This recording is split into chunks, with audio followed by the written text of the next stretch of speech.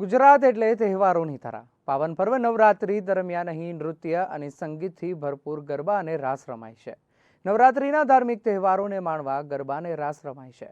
માતાજીની આરાધના શહેરમાં વિવિધ રીતના કરવામાં આવી રહી છે. ત્યારે ભક્તિનગર સર્કલ પાસે આવેલ ધારેશ્વર મહાદેવ મંદિર ખાતે જય અંબે ગરબીનું આયોજન કરવામાં આવ્યું છે. ચાલો જોઈએ અમારો આ વિશેષ અહેવાલ. હજારો લોકોની આસ્થાનું પ્રતીક એટલે રાજકોટના ભક્તિનગર સર્કલમાં આવેલું વિશાળ અને દૈદીપ્યમાન ભગવાન ભોળાનાથ ધારેશ્વર મહાદેવનું મંદિર છે.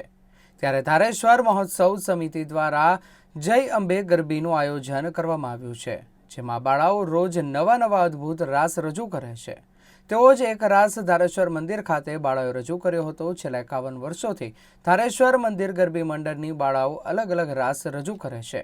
ટીપણી રાસ, મોગલ રાસ, ભુવા રાસ, પંજાબી રાસ અને કોમેડી રાસ, દીવડા રાસ રજૂ કરવામાં આવે છે. અમારે 51 વર્ષ થયા છે. અત્યારે 51 વર્ષ ચાલી રહ્યું છે ગરબી મંડળનું.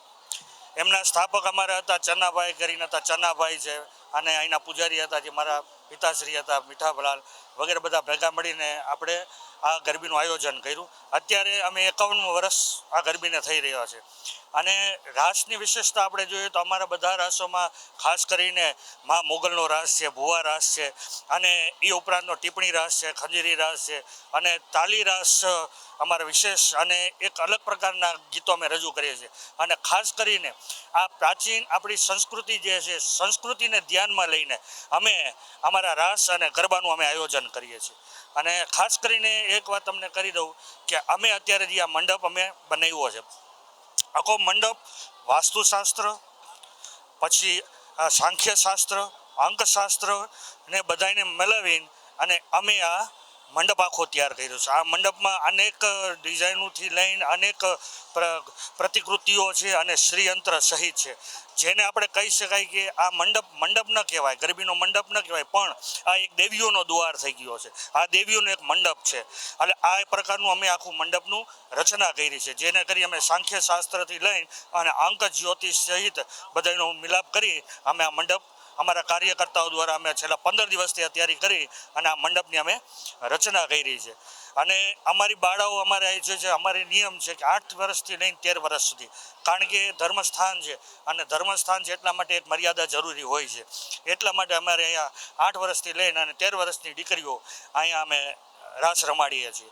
અને ખાસ કરીને અમારો પ્રયાસ એ જ રહે છે કે પ્રાચીન અને આપણે ન્યૂઝ ચેનલ અને એમને પણ ખૂબ ધન્યવાદ દે કે આપણી પ્રાચીન જે સંસ્કૃતિ છે એમને મહત્ત્વ આપી રહ્યા છે. અને મહત્ત્વ આપી રહેવાથી હવે લોકોને પણ આપણે જાગૃત કરવા જોઈએ કે પ્રાચીન જે આપણી સંસ્કૃતિ છે એ સંસ્કૃતિ આગળ વધતી રહે, ન કે અર્વાચીન સંસ્કૃતિ છે પણ એમાં પશ્ચિમી સંસ્કૃતિનો મિલાપ થઈ ગયો છે.